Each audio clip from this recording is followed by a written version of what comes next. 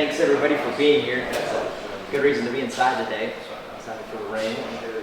It's a blessing for sure. So I love these types of groups because it's a room full of passionate guys about farming, people that are trying to do better, learn more, improve agriculture. So it's exciting to be together like this. So today we were going to do a field tour, but because of the rain, thankfully because of the rain, we had to kind of go do it inside. So I'm going to start off this morning kind of giving a virtual one, kind of showing you what a drip system is, kind of the components of it. And if the rain lets up and you guys want to go actually look at the field here after lunch, you certainly can. We'll be around and can show you around as well. The organics are here as well. It's exciting to be partnered with them on this field day to show you guys what they offer, what we offer. So they'll kind of give a presentation, kind of what organics is and what they can do for you. Kurt is here as well with NutraDrip. He'll kind of dive deeper into some of the stuff we're doing for our farmers and for our customers to really improve what they're doing in the farming operation through irrigation. And then right before lunch, got a little farmer panel with the yards, letting you guys hear what their experience has been with drip. I can be up here and tell you all the good things about it, but when it comes from a farmer, you can believe them a little bit more than me. So, and then we'll have lunch around 11:30, steak sandwiches, so don't leave before that.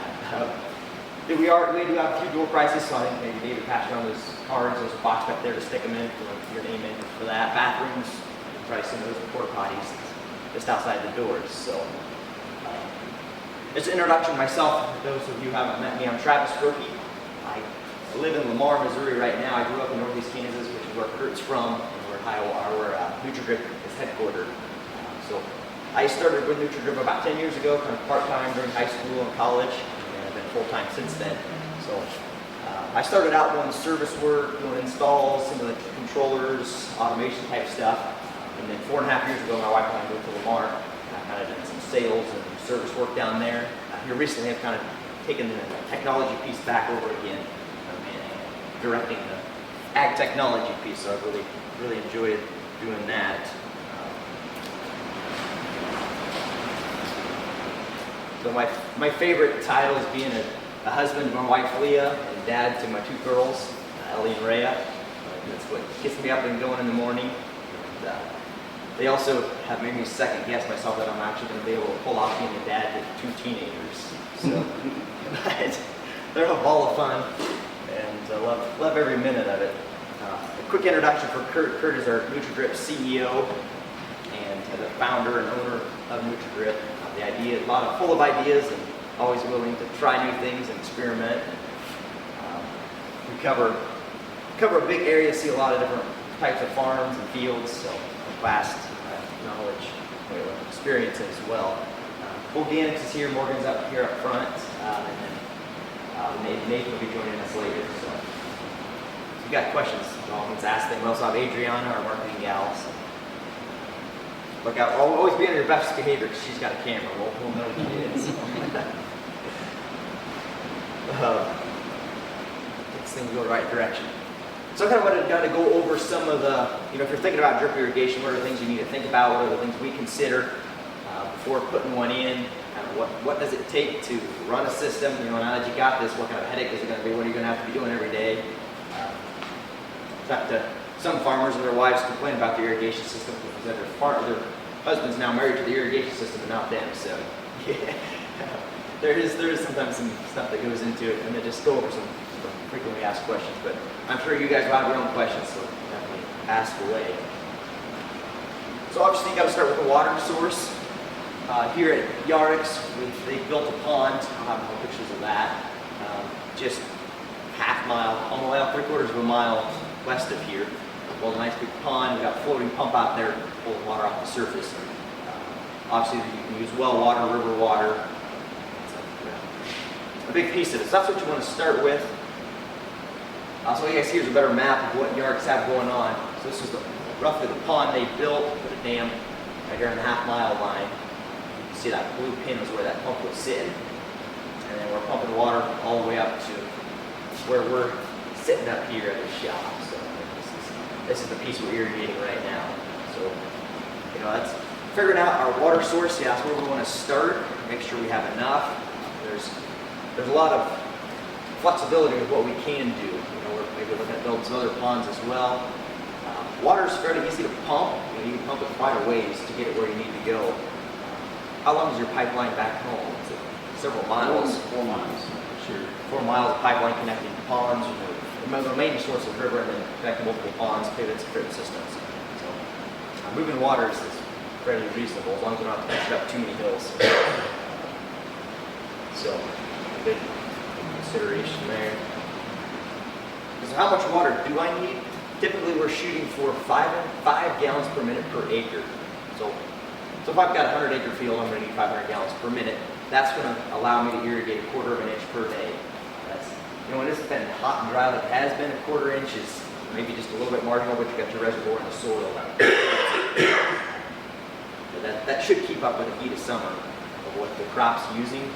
We've had some guys that'll, if they have 500 gallons a minute, they'll go ahead and put in 200 acres of irrigation and then plant half of it corn, half of it soybeans. They'll water the corn. Once that's done, they'll switch over to soybeans. So they're able to take advantage of more of that water in that system with more acres. So if you don't have a well and got a pond, what we want to figure is a 1/2 acre foot, just 6 inches per irrigated acre. So for that same 100-acre field, you would want 50 acre feet. So that's 50 acres, 1 feet deep, or 25 acres, 2 feet deep. Do the math, kind of figure that out. I think here today we have about 80 acre feet we're figuring, plus any excavation.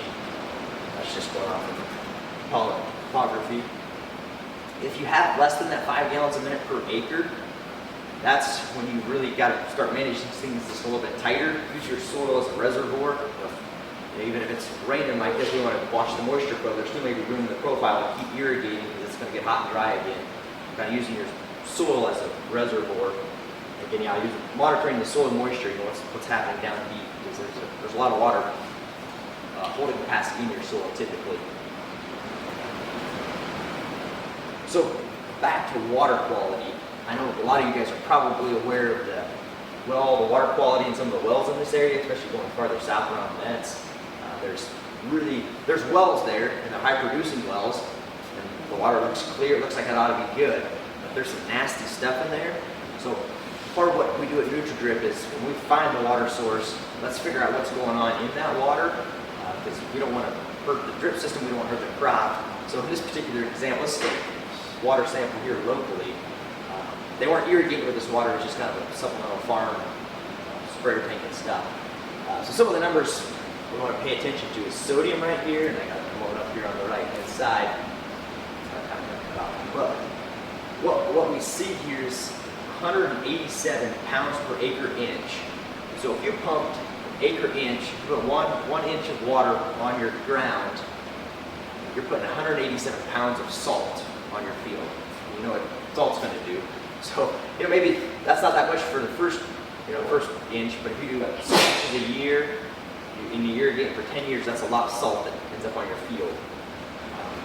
And it's really hard to get rid of that, because it's not economical to pull the salt out. Basically, you got to evaporate the water and condense it. So removing sodium is almost impossible, at least right now. So you've got to deal with it out in the field. We work with some consultants in California, Idaho, who deal with water similar to this. They've got sandy soil, and they can have a massive rain event and leach that water through the soil. This tight clay soil, like that salt stays there, from what I've seen. Some other numbers, the bicarbonates, that's kind of like glue in the water. Again, you don't see it, you hardly even smell or taste it. That's going to bind your soil tight and make those salts harder to leach out. So. And then that bicarbonate number also ties up fertilizer. So if you go in and inject 50 pounds of nitrogen, that bicarbonate's going to be there to tie up that nitrogen. Your plants don't have access to it. So another nasty value. Chloride is kind of the same deal as salt, 219 pounds per acre inch.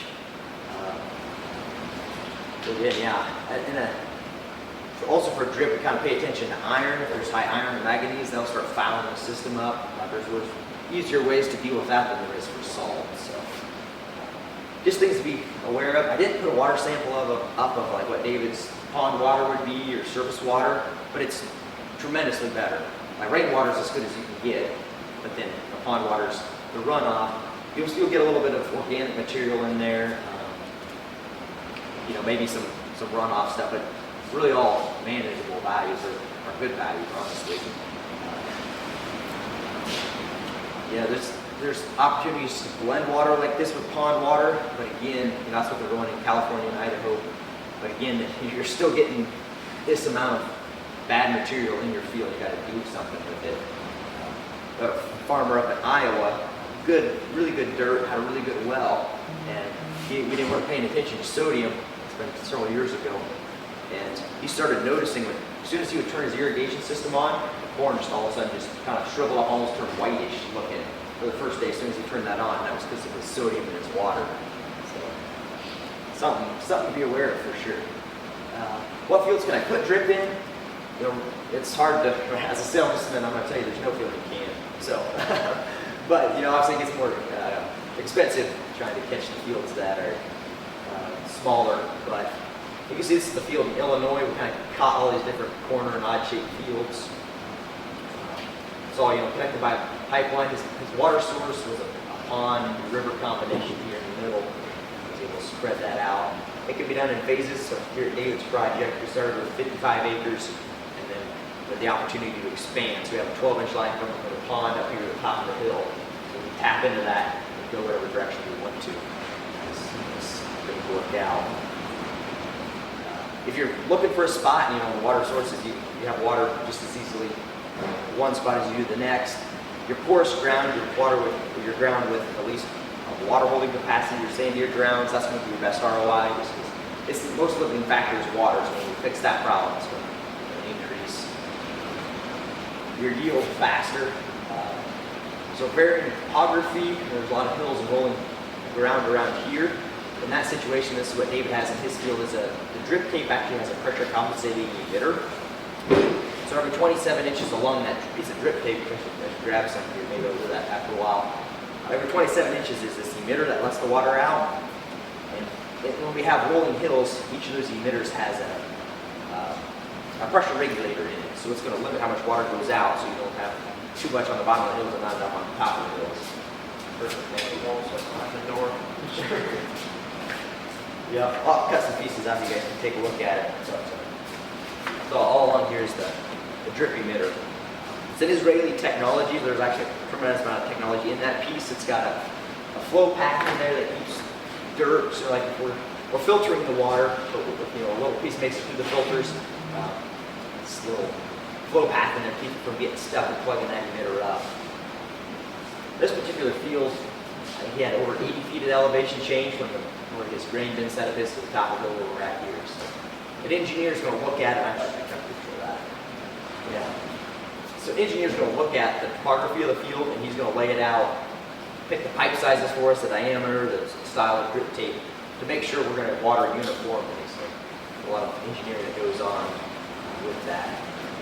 Actually, this particular design is my dad's farm back up in northeast Kansas. Got the same deal as David, built a pond down here. This is a 160, and then he shares it with his uncle. Shares the water source, he's got 80 over here. So we've got multiple zones here, 13 zones. David's got 3 out here, so we can pick, so many zones that we water at a time. Part of that is we don't, to create a pump big enough to water everything at once, it take up pretty big pipe sizes, so we water 4 or 5 zones at once and then switch to the next and just kind of keep cycling through those zones.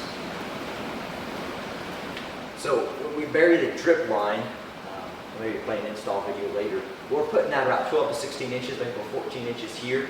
We're putting it deep enough you're not going to hit it with tillage, and you won't have as big of an erosion problem.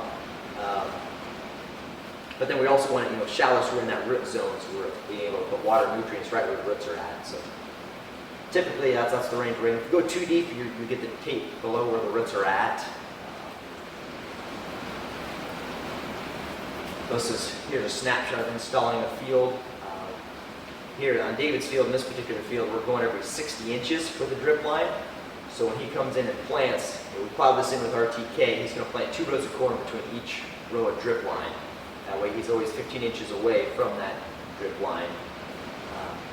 A lot of guys are going to narrower spacing, especially in sandy soils or alfalfa when you have a broad acre crop. Maybe that water is able to affect more of the roots. So obviously, the closer you put the drip lines, the more expensive it gets. So it's kind of a cost proposition as well. Like I said, we're going to filter the water first, even if it's really clean well water or it's pond water. We still want to run that water through filters just to make sure nothing bad is getting out of the field to potentially plug one of those drip lines. This is a snapshot of David's filters. These are 3 48-inch tanks. They're mostly full of sand, so we're running that water through sand. It's going to catch any sediment or any junk that would, a lot of times we'll get a little silt stuff in the ponds. This will take it out. We're also injecting fertilizer into it as well. And like I said, if you have a lot of bicarbonates in your water, there's some fertilizers out there. If you're not careful, it'll react with that, and you'll start dumping stuff up. And we want to catch it in these filters before it goes out to the drip line. These filters are modular, so when David adds onto his system, we can just keep adding tanks and increase our flow what's going out to the field. Cleaner water, sometimes we'll use a disc filter. It's a whole bunch of discs stacked together. So again, we'll look at your water, do a test, see what you got. It's a little smaller footprint. But yeah, definitely an important part of the system. Valves, so like I showed you on that design, we have the field divided into multiple different zones. So each of those zones are controlled with a pressure regulating valve. So it's going to limit how much pressure is going out to the field. Again, the engineer tells us what that should be, so we don't overpressure and get consistent flow, consistent watering. Then at the end of the field, we have flush valves. Also, I should explain things a little bit more. Let me go back to that design. So the way this field was set up, we have the main line actually running through the center of the field, and the water flows through the drip tape north as well as south. So on the south and the very north side, we have those drip tapes hooked back with a PVC pipe, and that orange valve we can open up and it'll allow water to flush to that drip line. So any sediment that made it through the filters or any really small particles that settle out, we can flush those out. So that's important to keep those systems clean. And here's a snapshot of it. This part of the field with multiple ones came together. Here's just a snapshot of here at David's field, what it looks like underground. So we plowed in the drip tape east and west here. And then on running north, we've got a main line. These large pipes, a main line that feeds each of those zones. And then we got what we call a sub-main. Here's a smaller pipe that each of those drip lines is connected to. So the 60 inches, we've got that connected to the sub-main, which feeds each of those drip lines. Like I was talking about, the main lines, it's here, it's capped. We can just keep tapping into it and adding more acres. Automation, so again, here this is David's filter station, the filter we seen a little bit ago. Here's his control center. So our controllers are going to watch the amount of water that's flowing through here, as well as the pressure, because that's, you can't really see what's going on in the field. You don't got sprinklers going around, you don't have rain coming down. So we're watching how much flow is going out to the field and monitoring that. If we get also, our flow starts increasing, maybe we have a leak or something didn't turn off, the zone didn't shut down. Or if our flow starts dropping, there's maybe a plugging issue going on. So that's an important part of it. This controller also controls the fertigation injection. So you pull up your fertilizer tank or have a permanent one there. You tell the controller, hey, I want 100 gallons of fertilizer on this zone and this zone. It's going to do its thing. And then get after it. Here again is the zone valve, so they're controlled via radios from this central station. You can, again, that can all be automated. It just cycles through the zones. Here's a snapshot of what the app looks like. Again, we're watching our flow and pressures. And we can set parameters in here. If it exceeds or goes below this certain range, it's going to send you an alert. Tell you what's going on. Also, we got these moisture probes tied in here, so really watching what the roots are doing, how much water they have access to, where they're at, where they're pulling water from. There's a lot these things can tell us without having to dig a hole and see what's actually going on in the ground. So maintenance is key to system longevity. Like I mentioned, those flush valves that we have to keep the system clean. 2 to 3 times a year, we'll open those up, just to let the water flush out, keep the drip lines clean. So we, now let's actually pursue this. Yes, so a lot of these services we provide is something you guys could do as well, where you just open those flush valves. We like to do that in spring and fall. But we also, NutraDrip also provides those services by coming out. We'll come out in the spring, flush things, check for leaks, get them fixed, make sure pressures look good. And Kurt's going to dive into these other ones, the agronomy support, stuff we can do to help farmers understand what their plants need, what you're going to do through your drip system to affect that need or help that need. We also offer winterization. This far south, really, the drip tape's going to drain itself. The PVC pipes are below frost depth, so there's really not any issues there. There's just a few things we open up in the filter station, crack the main valves, stuff like that. Winterization really is pretty simple. We do recommend an acid flush, maybe every 24 inches of water applied or 36, depending on your water quality. So if you get any hard water buildup or any organic deposits in that drip line, we'll come in, sulfuric acid, lower the water pH to 2, and for like 15 minutes we'll run a zone with 2 pH waters to clean any of that gunk out. So that's something. And again, it's more of a maintenance deal for the acid flushing. Like I said, there 24 to 48 inches of water. So, are there any questions? I guess that was a pretty quick overview, and we can go take a look at the system after lunch if people have more questions. Drainage tile. I get the tile in there where it needs to go. And a lot of people are putting the shallow strip tile would be like 2 foot, and if our drip line's at 1 foot, and you still got a foot of your soil, it's like you'll start getting some of that irrigation water go backwards through your tile when you start overwatering. Typically when it's dry, the plants are using water, that water's going to soak up where it's drier. Once you start overwatering, it can't go up any farther, it's going to start draining. The soil's going to be saturated, it's going to drain through your tiles. That's something you don't want to release your fertilizer and stuff. How long do the emitters last, and how would it cost compared to center pit? Yeah, your first question, the emitters. So it's all plastic. So again, the important part is making sure we know what we're putting through it with the water test and also our filtration. So we keep those emitters clean. Our oldest system's 12 or 13 years old, installed at Kurt's farm. But we've serviced systems in Nebraska and Texas that have been installed over 30 years. Those emitters are still working like they were designed to, if their water was clean. What was starting to fail on some of those systems was how they manufactured the tape. It was like a flat piece of plastic that they welded together, and those seams were starting to fail. But now it's all extruded, it's one solid piece. We've seen the system over 30 years, so a long time with all this plastic glass underground. And then cost compared to pivot. So if you got a full swing pivot, it's able to cover, make a whole circle. The cost is definitely cheaper for a pivot. I don't even know what the pivot costs are anymore, but it has been where if you had a half swing pivot, it was pretty similar in cost to have a paper entire machine just for a half swing.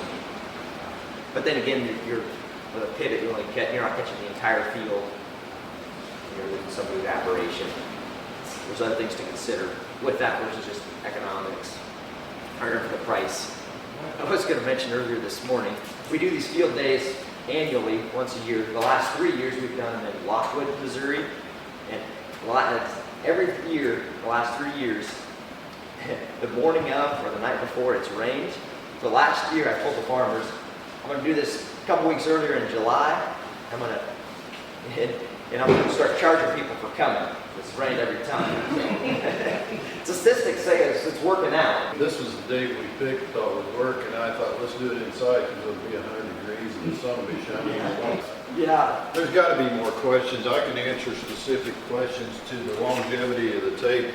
Back when we talked about that a couple of years ago before we ever put it in, they said that they've had some of their original tapes with the one seam in it that's been around 30 plus. And they said this stuff without a seam, in theory, if you don't rip it up or don't have rodents or voles get in it, it'll last 50 years without doing anything to it. If you clean it out on a regular basis, run your stuff through it. I don't do any of that stuff. I just call them. I got other stuff I want to do. I just call them and say winterize it. They come back in the spring and they've got it set up. Cody controls it all from his phone.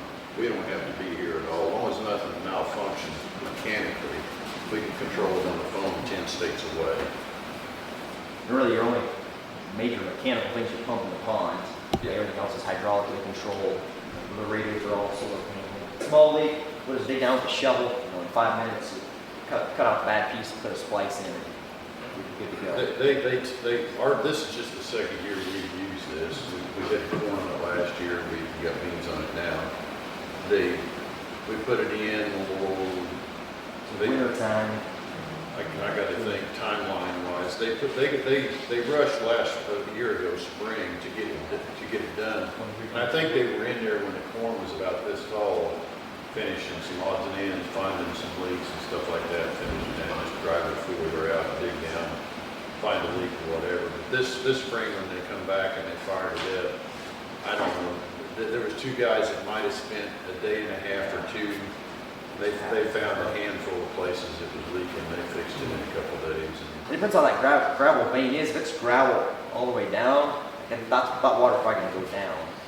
So that's something we want to pay attention to. You know, that 12 to 16 inch range where you put that drip tape. And if you have topsoil above that gravel, we maybe want to try to shallow it up a little bit, or just in the gravel spots or something. Because you got to watch that. You know, I mean, will it do damage to the? Yeah, yep, it will. I mean, rocks will cut it. So we've got some projects down by Miller, Missouri, Freistadt, Missouri. I mean, they shouldn't be farming. It's rocks. We'll run a pre-ripper through to kind of push any rocks out of the way. In the first year, you'll have some punctures from rocks, but once that drip tape gets settled in, you see less and less of those. It's worked really well down there because their soil is so light because of those rocks. Being able to irrigate is really beneficial. Are you on 60 or? Mine's on 60-inch center. We debated on that, but they said that really most of the time when somebody goes less than 60, they're growing a lot of small grains. Yeah. And wheat's the only small grain we grow, and we typically are not short of water when we need on the wheat. So we thought corn and beans is where we're going to utilize it the most, so we'll go with the cheaper, wider space at 60-inch. And we do plant RTK, and so like cities, we got a row, 15 inches either side of every tape row, all the way across the field. The beans are drilled, so that's not an issue, yes. I was thinking about anhydrous application. Would you want to put the anhydrous, if you could, like equal distance between where the drip lines were, or would it not matter? Yeah, I mean, a lot of guys will put the anhydrous down and then plant back on like a strip till. You want to right where your plant row goes. My dad's farm that I showed you that design on, it's similar ground to this. It's rolling. We've got farmable terraces. That drip tape's plowed directly north-south, and he farms on the contour, farms with the terraces, puts anhydrous on with the terraces. So he doesn't have the electric RTK planting over thing, or haven't adopted that yet. He hasn't really seen any major problems. On a dry year, sometimes you'll start seeing, okay, there's a drip line, because it's a little bit greener right above that drip line. If you're able to keep it watered, that water will move and the roots will find it. Because of finding leaks and stuff, is there any like checkpoints or pressure checks at the end lines, or does it matter just identifying it in the field? How does that work? Yeah, so like at the beginning of the season when we do our spring startup, we're going to start the system up, get that zone up to pressure, and if you've got a leak, that water comes to the surface, and that's what our guys do. Get the shovels, dig down there and fix it. Obviously when you got head-high corn, you can't just see that, you can't just drive around and look for it. We use drones with thermal cameras on. Like you'll pick up a cold spot even if it's fully canopied. But typically when we get everything fixed in the spring, like you don't have a lot of problems throughout the year because the soil's wet and stuff's happening. But you can probably, if you have I've had a big leak, something, water hammer or something blew apart, our water meter, would be running consistently at 500 gallons a minute. Also we got a spike to 550 or 700 or whatever it is. So that's something we're watching. Any sensors anywhere to check so you're getting even irrigation across that? There's a moisture probe buried out in the field, and that's what we're judging off of. On 60 inches spacing, did you see a wave in the beans? I did this year. About a week ago, when it was 95 or 100, and it's been that way for a week. We could see like this in the fields. Because last year, the beans irrigated versus non-irrigated was 25 bushel better on the average on the irrigated versus non. That was early planted beans. We planted all our beans in April last year. Our early stuff, it averaged about 45, and then the tape was right at 70. last year. This is the dashboard on the website, and the phone app looks a little bit different, but you're seeing the same information. So the system actually just turned on, and you got it scheduled. Is this our system It here? is, yep, it's live. Can you get the graph one? Where the Yeah. just See the moisture moisture growth? growth. Sure. Yep, I'll just point out a couple things. Yeah, so here's our flow. We're up just under 1,000 gallon a minute. We should be flowing 485, but it just turned on. We're filling lines. That's why we're off.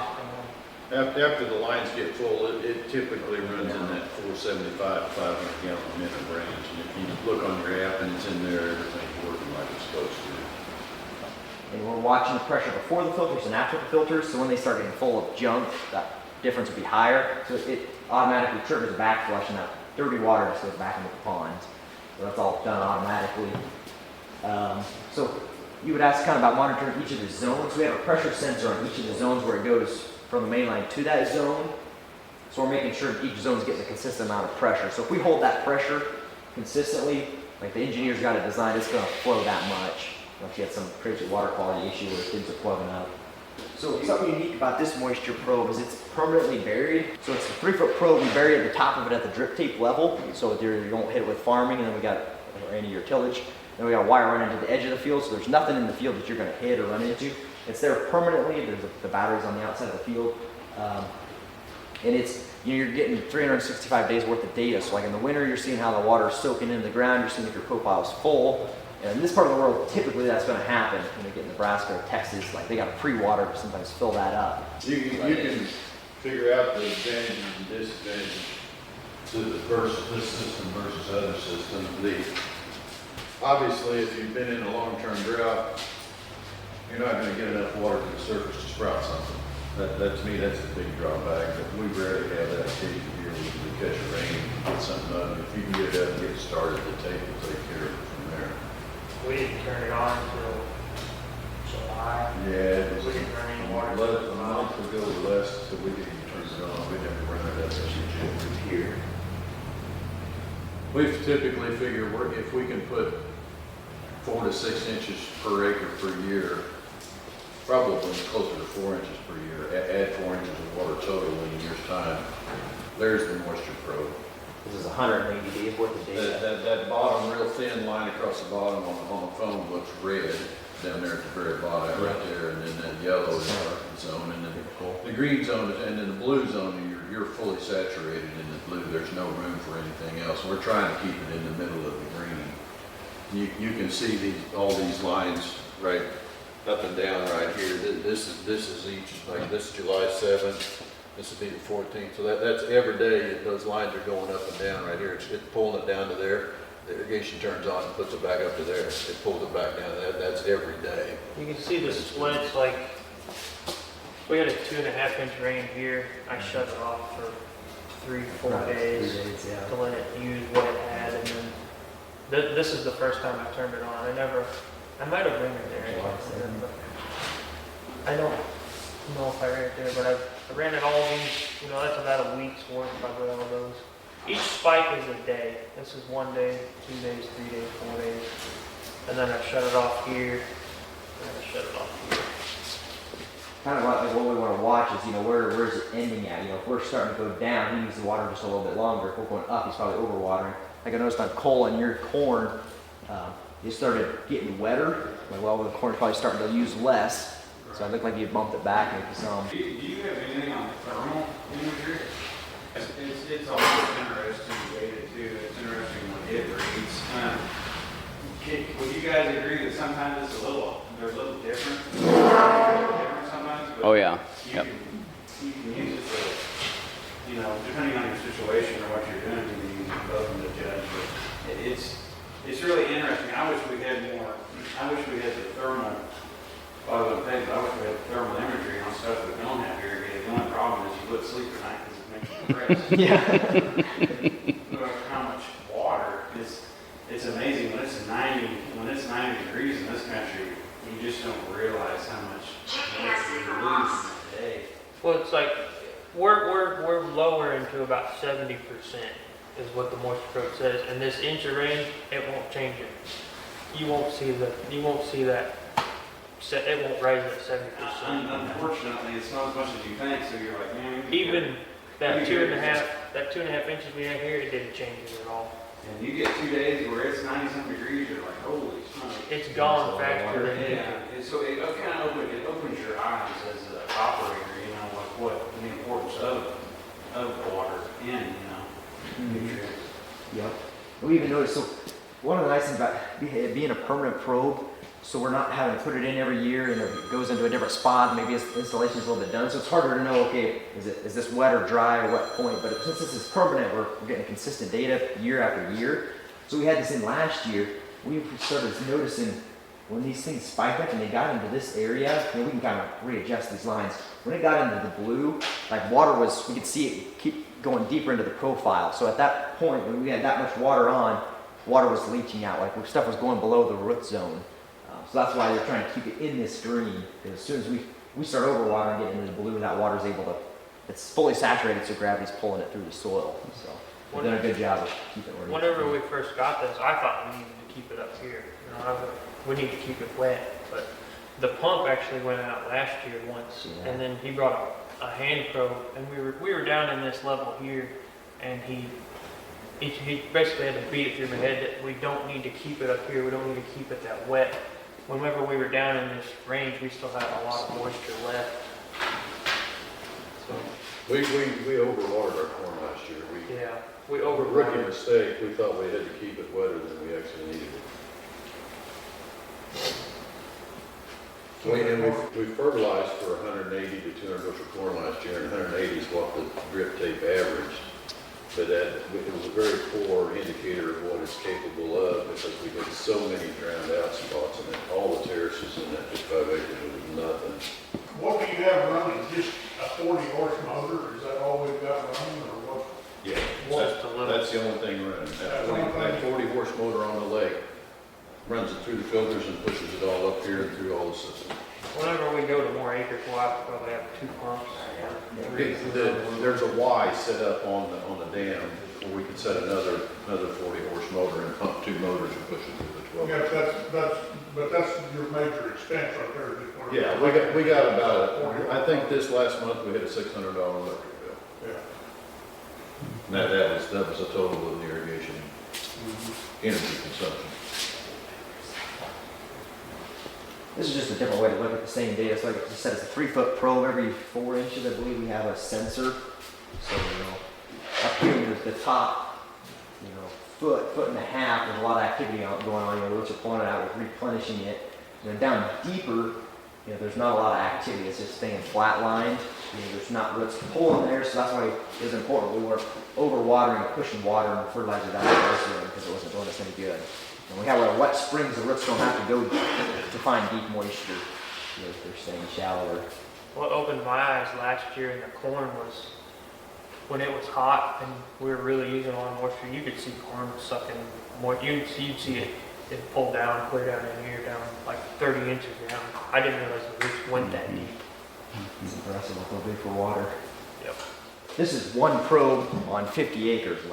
Your entire 50 acres isn't like this 1 foot diameter spot. So like Cole's got the thermal imagery where we can see where the probe's at and then how's the rest of the field doing compared to that one spot. Is the same spot, is it dry? What's it doing? This is Cole's field over there in Kansas. The probes somewhere right in this area. This is the soil water potential. It all looks stark red, but basically they're saying, it's putting it in a range from blue to red. So the red's drier than the blue, so you can kind of see. Overall it's fairly consistent. There's, the resolution isn't really good, so there's probably some drowned out spots in here. Terraces. We're in the same situation we kind of were last year. We were hammered up front. Obviously, with quite a lot of you guys. One of the things we've had to learn about this tool is just because it shows it red does not mean it's dry, right? A lot of times you look at an aerial map and if it's red, you think, well, this is bad. And red simply means it's drier than the blue spots. But you have to learn what this legend means And this 2-point, and they change this legend every day. We're trying to get them to lock it so that so the red is dry and the blue is wet, and they haven't done that for us yet. So basically every day it recalibrates, and so it's showing you this is drier than this. And so it's a good tool for showing variability across the field, because like Travis said, there's one probe, but how does that correlate to the rest of the field? So that's where you kind of have to learn what the tool's telling you compared to what we're used to looking at. It's just interesting. It's a tool, guys. But right here, this has concerned me all year, and I'm just like, okay, the moisture probe's here, and if I pull it up right now, even if I pull it up, it's showing like right at 90%. So you're like, well, I don't need water. But then you switch over to this thermal imagery, and you're like, well, maybe I'm behind, you know. So I actually bumped the, you know, how many hours a day I was running. I bumped it up. But this right here concerned me. I've walked out here 4 or 5 times, and I don't know.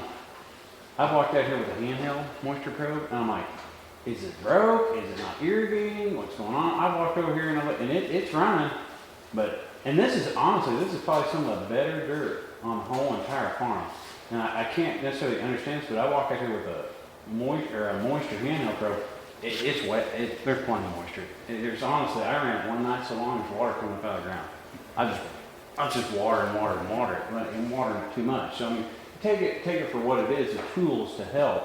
But you know, anyway, This is a pretty cool map they have as well, so they're measuring, and I feel like they do a really good job of it, because what this is different than just your regular satellite imagery or NDVI. It's like a thermal satellite, so they're measuring temperature, and they're calculating how much water is leaving the field, whether it's just evaporating out of the soil, what the plant's using, pulling out of the ground and using. So, like, this is their job. It's measuring the actual ET, so again, that range is like from 1/10 of an inch to 1/4 of an inch.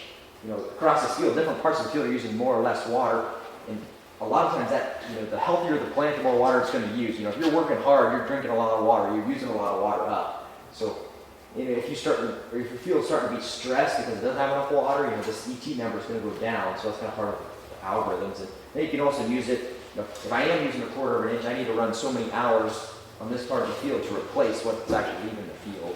I haven't done this long enough, like Travis and Kurt probably tell you, but this is really, really good dirt. I wonder if it's just using it.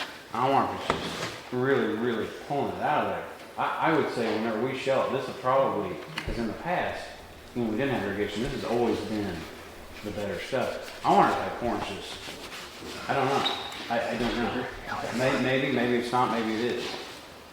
Yeah, I could water this one for 24 hours. You know, if you wanted to, you could shut the rest of these off and then water. And you know, I was gonna say too, when they show pictures of that, the first meeting I ever went to, and they show pictures, I'm like, this stuff is confusing.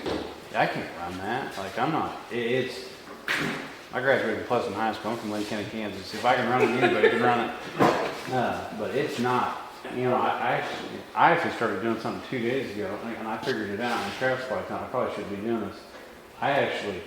I'm trying to avoid. I'm with Heartland Electric, and I don't want to dog them, but I'm not a fan of Heartland Electric. But it's expensive, so I'm trying to avoid the peak. You know, they talk about peak hours in the day of energy. It's 3 to 8. So I'm trying to I was making 2 programs, and I was running this one at I was like starting at 8 o'clock and then running it till like 4 in the morning or something, and then this one would kick in. I actually discovered the other day that I put both of them at 8 o'clock. I didn't think they would run simultaneously for some reason. I put them both at, and then they both run at the same time. I've got 2 programs, because what you can only put on a zone 5. Like when you make a program, you can make there's slots. So like 1, 2, 3, 4, 5, and then so I've got 1, 2, 3, 4, 5. Well, I can't water this one at the same time. No, not necessarily. You just need to make 2 programs and then make them turn on at the same time. So that's what I started doing. So now I can water longer, and then I can stay away from that peak. And I think as we continue to add acres, you can do the same thing but I'm gonna have to do a little pick Travis's brain here on if I'm doing that right. Yeah. That worked, but there's an easier way. I'll have to show you. Yeah, see, I'm already, yeah. And it's just a, you know, there's some learning curves in it and everything, but I'm gonna tell you, like, for me, I'm gonna brag on this guy right here. You call this guy or text him in the middle of the night, he'll hit right back the next day. I mean, he's a wealth of knowledge, you know. But there's, what is there, 110 or something? There's 110 here, and then there's the potential to maybe be close to 300 acres here. Actually, the water that we've done here, it's down here. This is all water. Surface water, yeah. But, and it's all runoff, but we plan on doing the rest of the, I hope this fall, I hope the whole thing's done. You know, but we're gonna run out of water, so now Gotta start we're finding gonna have to find some sources. more water. Now, I'm all, like, I do our dirt work, I love it, so Yeah, if you got any dirt questions. chase water. I don't know, I'm 30 years old, so I mean, you guys, everybody in this room knows you can't land, what's land in Bates County? What's the average right now? Like, what, 8,000? Somewhere around there? When you're putting this stuff in for $2,500 an acre, for me, it's a no-brainer. I can't buy ground for 8,000, so we might as well do a better job of what we got. Ever since he built that first lake over here, every farm we got now, we look at it, they're like, where can we put water? Yeah, that's all we do is think, we're driving out on, where can we get water? But they're just tools. I mean, like I said, if I'm gonna say on the moisture first, like, I will say, like, if I'm gonna, sometimes I feel like they kind of contradict each other between the soil moisture probe and the thermal imagery. But like I said, it's just, to me, they're still kind of maybe working some bugs out on that. That'll get better with time, like everything does. But it's, again, I mean, you can buy handheld moisture probes. It's amazing. There's 5, you can buy a garden moisture probe or whatever, but to me, that's where I'm kind of checking myself. But like I said, I'm from Lynn County, Kansas. They give you a soil map, and you guys too. I kind of, Dave and Steve they know all about it. More about soil profiles and different ones than I do. There's probably 12 different soil types in this 300 acre field. How are you ever gonna plan for that? You got 12 soil types. I can't make a fertility program off that. But what you can do is water. I mean, water takes a lot of that. To me, takes a lot of that variable out of it. Again, we put it here. This is the poorest piece on the whole farm. There's there's about 500 acres here, and this is the poorest place on the whole farm. And that's The bottom left part's pretty good right there where you pull in. The bottom left part. Yes, that's true. This right here, this little sliver here, it's very good. It's good black, deep topsoil, but the rest of this is bad. And honestly, that soil moisture probe's here. Maybe we need to move it over here, because it's. But we knew if it worked here, it's going to work everywhere. So I mean, that's where if you're thinking about putting some in, put it in the poorest farm you got, A thermal map, is it generated daily, hourly? I'm not sure on the time, but I know it's daily. Daily, yeah. Daily, unless there's heavy cloud cover, then they can't get an image. Well, that's what I was getting at. That could depend on when you took it during the day, wouldn't that? It's every day between 12 and 2, I believe, right? It's supposed to be the same time every day. That's what I was getting at, because that would be a bird. Yeah. Yeah, for sure. And then like I said, I pulled it up on my phone just a minute ago, and it's actually showing in the orange on the whole thing, which is saying you need to water.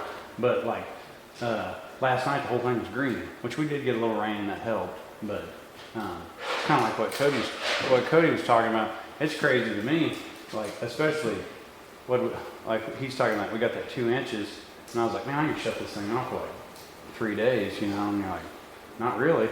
Yeah, I turned it off, but like I said, you would think that it would rise from 70% to 80%, but it never was bumped much off. So you gained a couple percentage for that inches, but Right. it didn't change the soil moisture much. And it's like what Dave said, and it's like for us, we need this thing right now. We don't need it any time of the year, but there's going to be like three or four times in this month. That's whenever we need it. We always fall short. We For us, it's always gonna be late July Yeah, or August. always, when yeah. we're gonna run. We have hardly ever needed any other time to do But it's like you can count on it. We always fall short. Anyway. Yep. An inch at the right time goes a long way. Oh, it's tremendous, yeah. If your ground's kind of damp and you run over it with like your sprayer, and really compact that ground down and your line's empty, will it go ahead and will it keep it or? Yeah.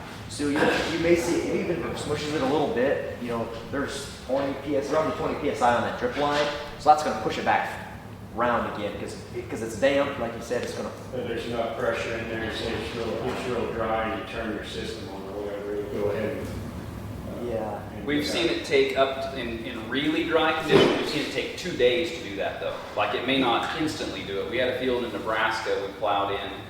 So part of the install process, we plow it and then we wheel pack it. So you got to drive back over with a tractor and pack it in so the mice don't crawl down in there and chew on it. And then on this particular system, I think we waited a couple months before we turned it on and it got really dry. And we couldn't get water at the end of the field. Like it took about 2 days for it to wet the soil, open it, you know, it just worked its way down and eventually got there. But yeah, driving grain carts on it, semis in the end of the field in fall is not an issue. It'll have enough pressure to push it open. Yeah. And we are gonna try to do a better job of not getting on it too wet and making cutting ruts when we've got to work. We're gonna try to pay attention to that and avoid any compaction if we can. That's why we're looking at getting a tractor and grain cart versus a wheel to cut down on issues like that.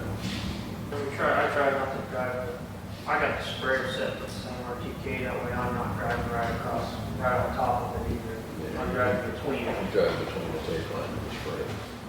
On our farm, we manage our drip the same as everything else. We strip till anhydrous on everything, so we're putting anhydrous in at 8 inches, and the drip's at 12 to 16, depending on the farm.